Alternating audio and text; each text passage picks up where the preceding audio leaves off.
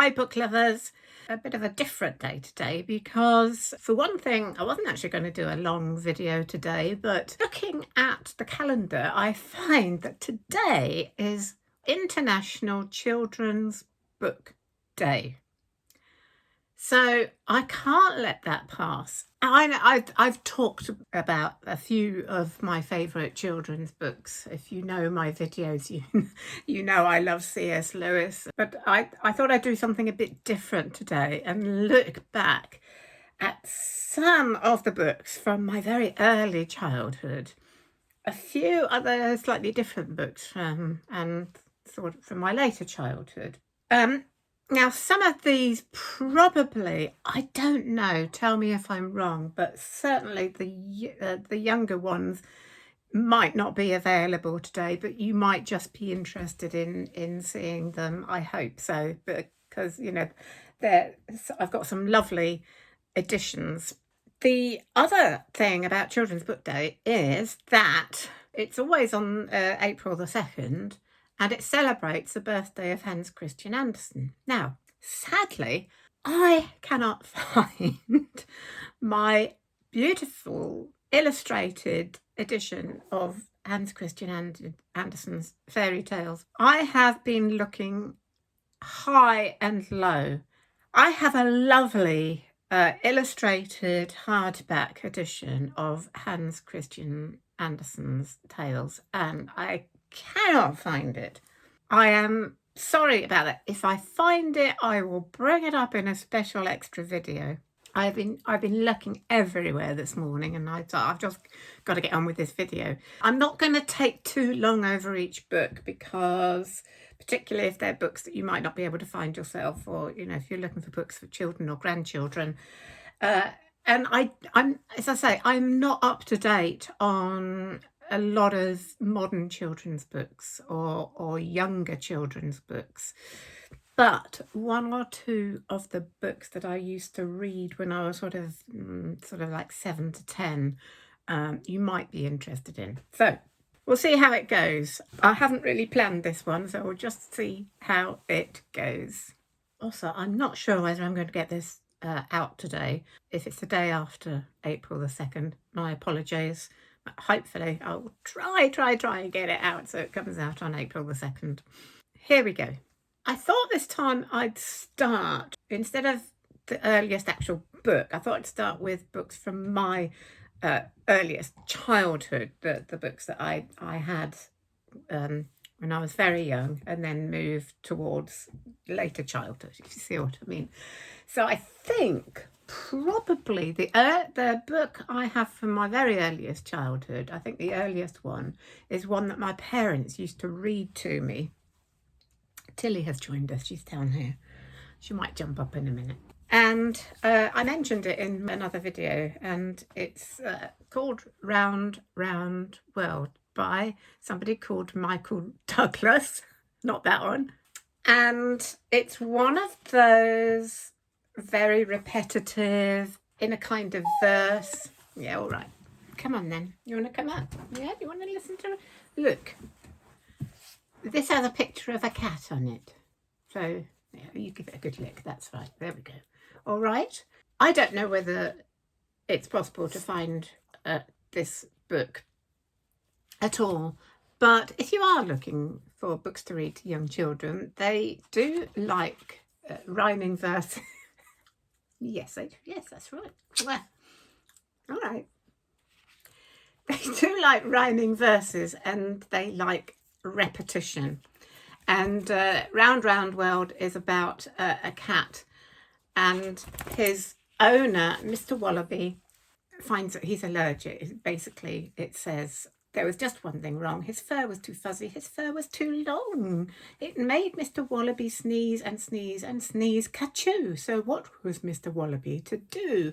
And he sends the cat to different people all around the world to try and find the right person.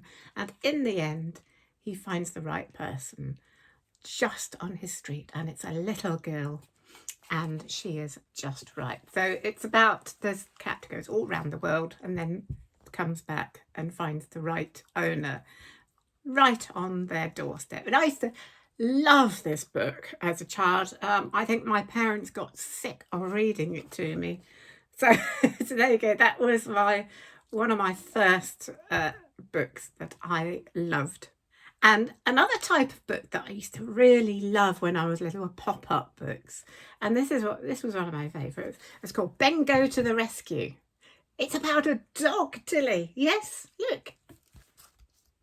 It's a dog. Hey!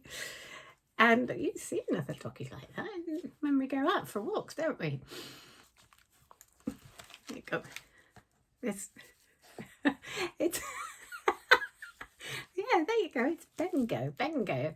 And it's about a dog called Bengo, and he has a friend who's a sheepdog. He's lost a lamb, so Bengo helps him to find a lamb. And I just loved pop-up books. I got another one, which is much older than that, but it's in a really bad condition, with Puss in Boots, and that has one of those sort of things where you can pull out tabs and it makes the picture move. That's another type of book that I used to love, and I think too pop-up books are great for kids if you're looking for things for grandchildren.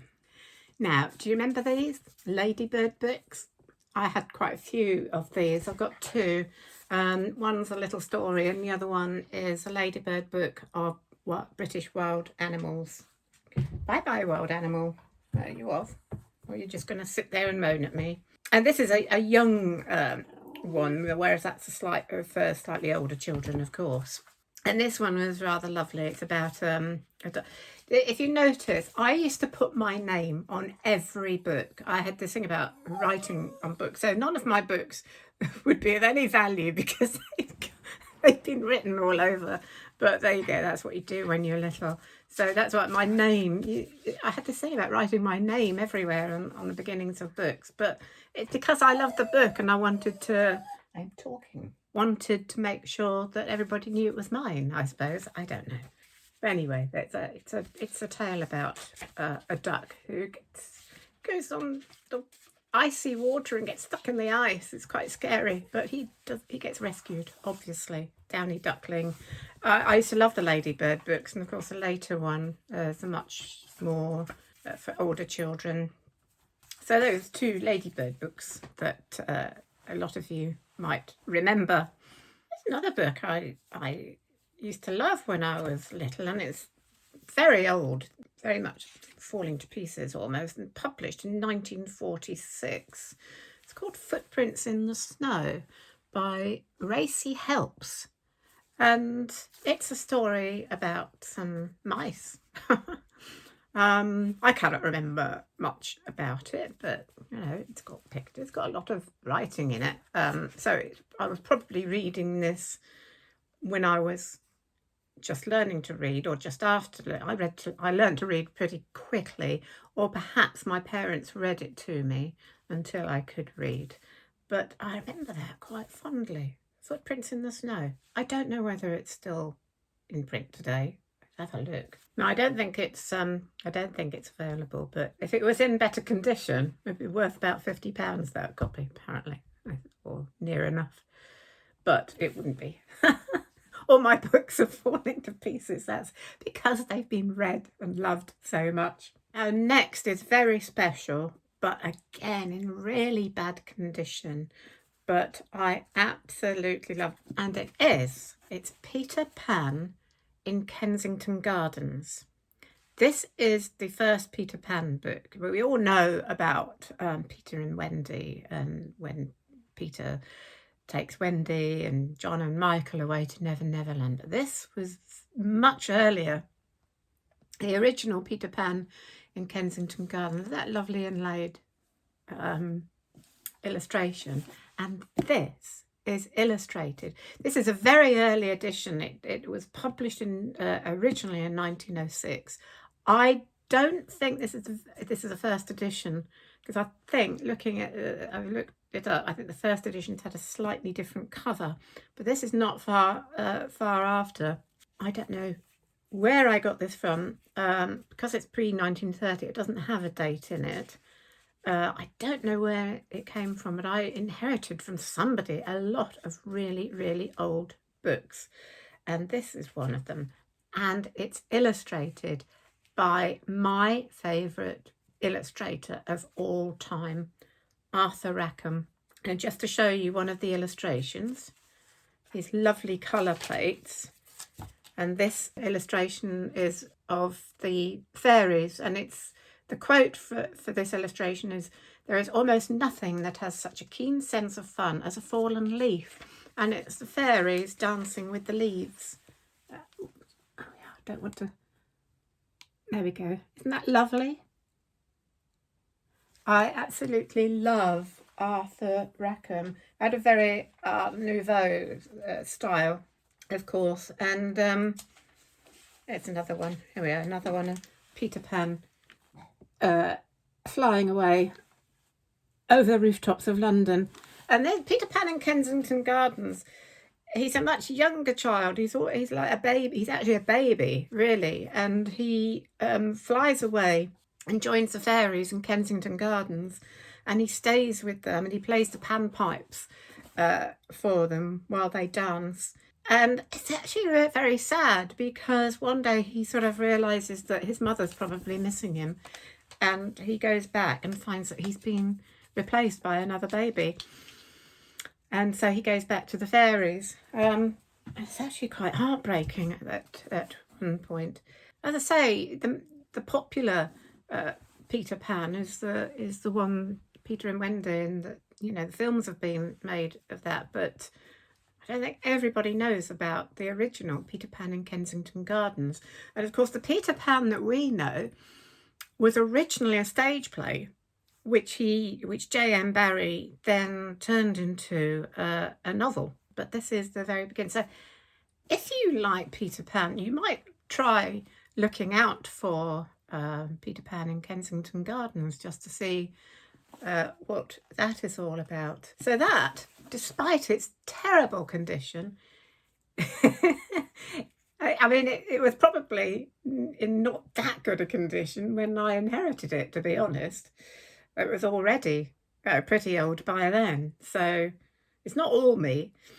But there you go. Despite that, it's much loved, much prized copy. And here's a book that I won at school. It was an award for art at primary school. So there you go. It's in the plate. Bodicott Church of England Primary School, presented to Rosamond Bott for art. 1965. I was 6. And the book it's Pinocchio, A Tale of a Puppet, by C. Collodi. Relatively good condition for my books. Pinocchio is an interesting tale. I think the Disney version, it's sort of very, well, Disneyfied and much more light-hearted, but the book is actually quite dark in places and quite scary. And it's also, this edition, it's got illustrations, but it's also got some lovely colour plates, which are rather nice. So that is also a treasured possession. But I love the story. I also find it slightly disturbing in part. So yeah, interesting, Pinocchio. There you go. I'm going to go on to some of my older children's books in a minute. Before I do, I just had to include this because when I was little, my parents used, I don't know, again, I don't know where they came from. And this isn't them. This is some I bought later. I'll tell you about that in a minute. But we had, when I was little, we had a whole set of Arthur Mee's children's encyclopedia. These are fantastic. On a rainy day, I used to love sitting in front of the fire with one of these books and just pouring through them. They had all kinds of bits of information. Which volume is this? Can't read that. So several volumes. I don't know whether it's more than 10, I think. I can't remember. But it had all kinds of lovely illustrations. there you go, some illustrations of all different kinds of fish. There's all kinds of bits of information. I can remember sitting on the living room floor and just reading through these. Had all kinds of things in, you know, from a map of Ireland with its industries, and on the next page, a poem about mermaids or mermen. And you see, each volume completely full of all kinds of things. There were so many of them. These are quite well known. Artemis and Children's Encyclopedia is quite well known. They, you know, I think they turn up on eBay quite often. But these, as I say, I had a whole set when I was little. Somewhere along the line, they went. I don't know whether my parents sold them or got rid of them somehow, but they disappeared. And one day, when I was about in my 30s, I was working at a solicitor's in Banbury. I was a legal secretary for a while. And I went out one lunchtime. I went to a local charity shop and I was looking for a skirt to wear for some event. And I went into this charity shop and they had some books at the back. And I went to the back and they had this whole set of Artemis Children's Encyclopedia. So instead of buying a skirt, I bought these. And all my colleagues back at the office thought I was completely crazy. But, you know, that's the sort of thing you do when you love books, isn't it? So there you go.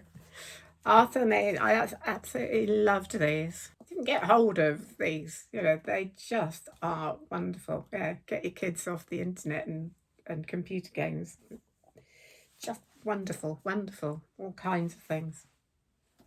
I'm just going to go through a few more of the children's books that I loved to read in my later childhood. I loved the E. Nesbit book. It's called E. Nesbit, famous for writing The Railway Children. Of course, I read that.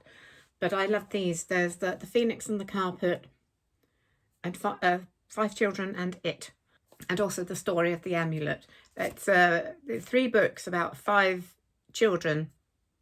And of course, E. Nesbit was writing first published in 1904. So they're very Edwardian.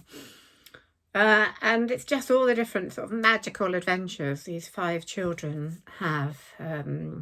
5 children in it. They come across this strange creature who grants them wishes. And this one, The Phoenix and the Carpet, they go on rides around the world on this magic carpet with a phoenix. They're just great fun. I sort of read those over and over again. So yeah, if you've only read The Railway Children, you might try these, or perhaps look out for these if you're looking for some older classic children's literature for your kids or grandkids.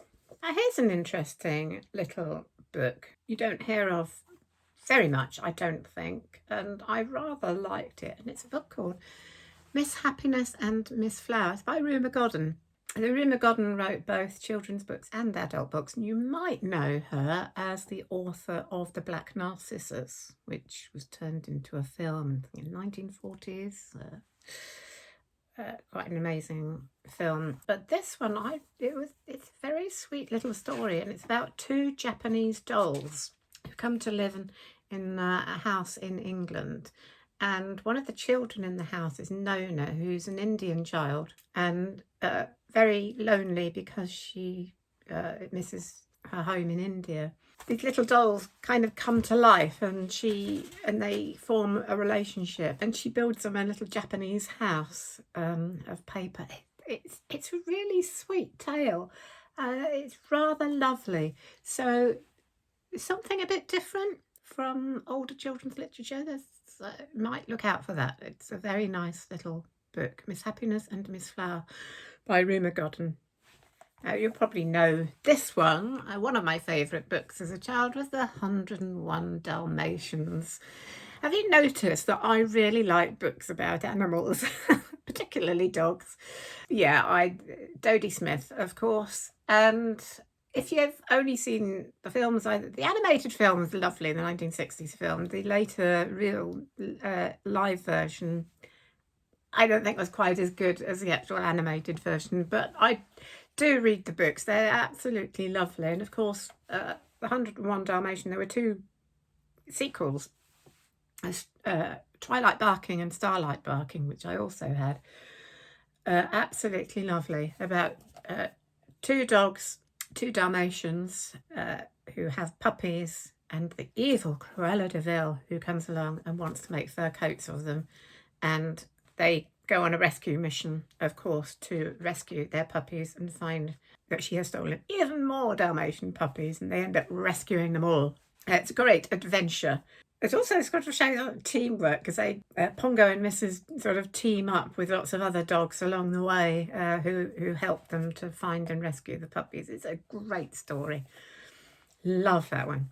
And here's one that I know I used to love, The Box of Delights, John Masefield.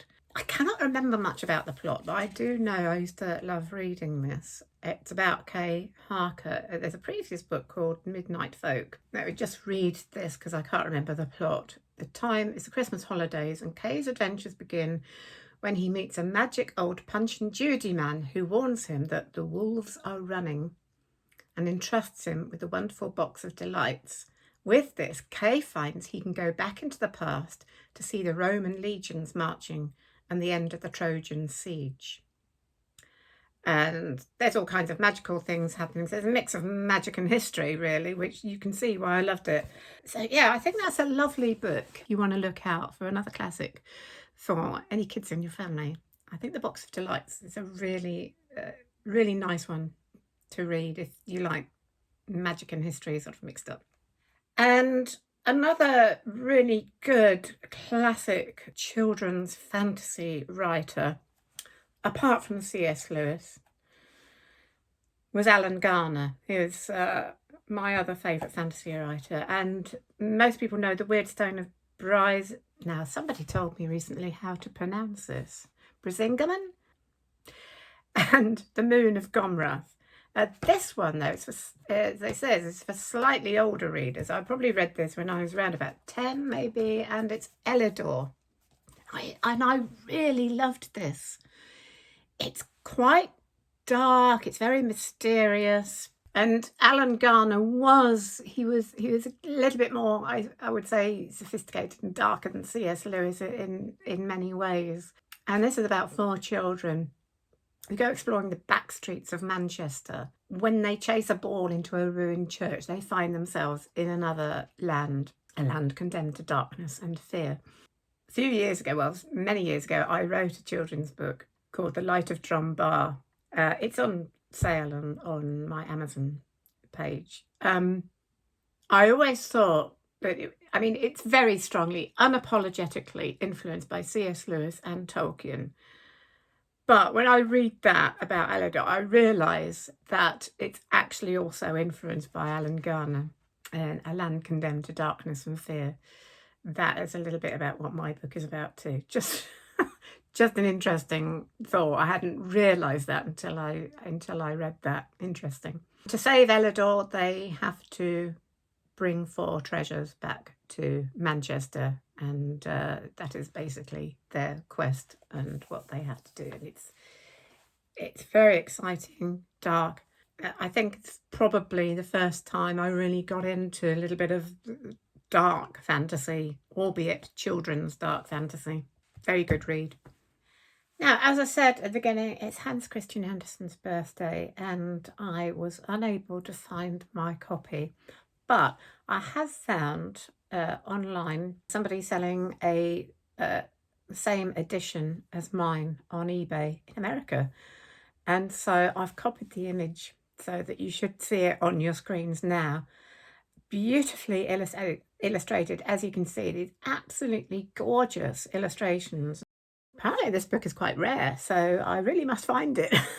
Not that I would want to sell it by any means, but isn't that beautiful? Hans Christian Andersen's fairy tales are quite dark in many ways. Again, I used to read them, and some of them have really happy endings. Some of them don't. Some of them I found quite heartbreaking. The Little Matchmaker does not end well, and the Little Fir Tree. God, that broke my heart. It really did. Christmas tree that thinks it, gets all decorated and all showered with love and warmth, and then gets thrown away the next day. I think I found that very difficult, and it's always made me feel very sad for Christmas trees when they get all the decorations taken off and thrown out. But there you go. Yeah, interesting. Andersen's Fairy Tales, lovely edition, worth looking out for. I suppose probably the most well-known tales from and quite a few of them have been either made into films or particularly Disney. Little Mermaid, for example, The Snow Queen, of course The Ugly Duckling is well known, The Emperor's New Clothes, and The Red Shoes, which was made into a wonderful film, I think the 1940s. Directors Powell and Pressburger made some of my favourite films of that period. Very magical quality. If you haven't seen it, in 1948, the 1948 film The Red Shoes, based on the Hans Christian Andersen fairy tale, Powell and Pressburger, they did some amazing films, including one of my favourite films, A Matter of Life and Death. And they made Black Narcissus as well, coming round to that again. The Life and Death of Colonel Blimp. Wonderful films. Absolutely amazing. So if you've not seen The Red Shoes or A Matter of Life and Death or Black Narcissus, do look out for those films. Really, really wonderful films. So there we are. Little bit of a diversion at the end there, going into films, but that's what happens. And I hope you've enjoyed this journey through some of my childhood books. It's not all of them, but they're just some of my very favourite books that I have very fond memories of. And of course, I've steered away today from C.S. Lewis and Tolkien. As you know, they were my very, very favourite. The Lion, the Witch and the Wardrobe, of course, and the whole Chronicles of Narnia. And of course, Tolkien's The Hobbit, which I loved. So I had to mention them, but I haven't looked at them today because you must be sick of me going on about them. But anyway, I hope you have enjoyed that today. I hope maybe if you can find some of these that are in print that gives you some ideas for kids in your life. But I hope you've enjoyed seeing some of my books that are not available anymore. That's my video for International Children's Book Day. I hope you enjoyed it, and keep subscribed, and I will see you again very soon. Bye for now.